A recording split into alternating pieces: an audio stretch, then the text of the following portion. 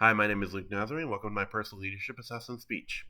Now, the first question that I'm choosing to answer is how can you use the information that you've learned about leadership theories within the module to develop your leadership skills? First big concept I kind of took an interest to was being able to identify specific types of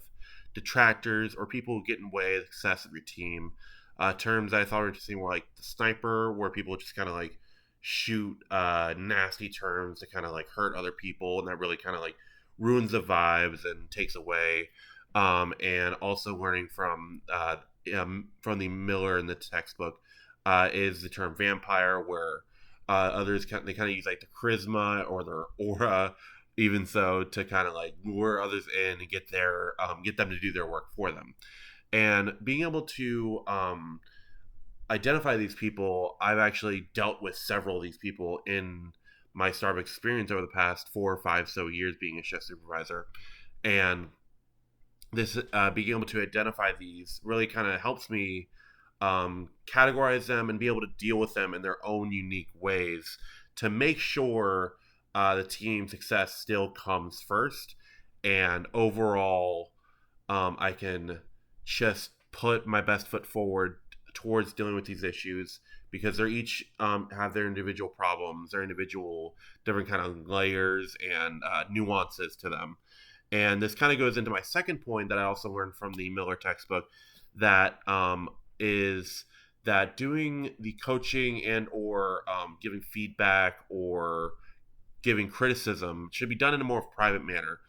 Sometimes I have done it where it's been kind of where the whole team can kind of hear, and that kind of just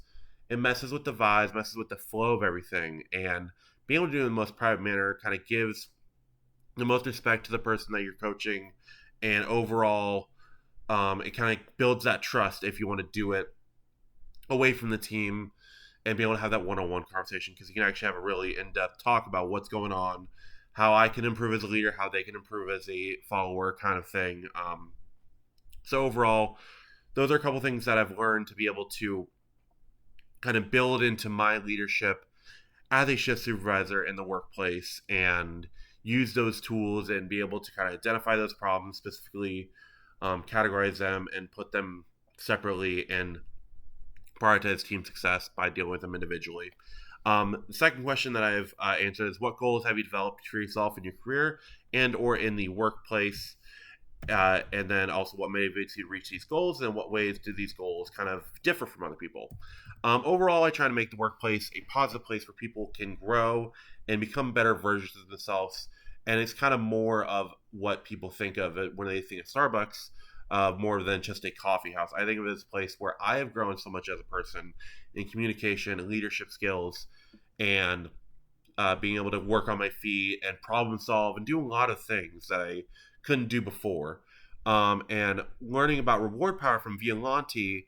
in the text was really interesting, because that's kind of how I lead my baristas already, where I reward them for good customer connections. They have good moments, kind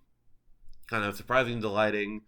Being able to actually coach the other partners on things, I really try to reward that behavior with positive affirmations, um, giving them little treats and things, and also being able to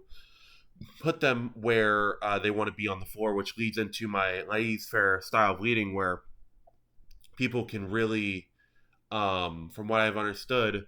can have an input on it, and I kind of take a back seat almost, where they kind of say, "Oh, I want to be here. I want to be on bar. I want to be on warming today." So where they can determine where they want to be positioned for the day, and from what I've learned, that's kind of like a very kind of laid back style from the French that I've learned from the Miller textbook, and it kind of leads into putting the baristas first. Overall, in conclusion, I want to become a transformational leader. I want to be able to inspire, and I want to be able to kind of be able to build my vision, implement it on the baristas, and they can implement them themselves. So I can really look from a outside perspective and see what they're doing wrong, see what they're doing right, and really improve myself as well as the baristas, and just overall make it a place for them to grow and be more than just a coffee house, because I've grown, I've become a better leader, I've become a better person, and it's kind of a stepping ground or jumping pad for my future career path.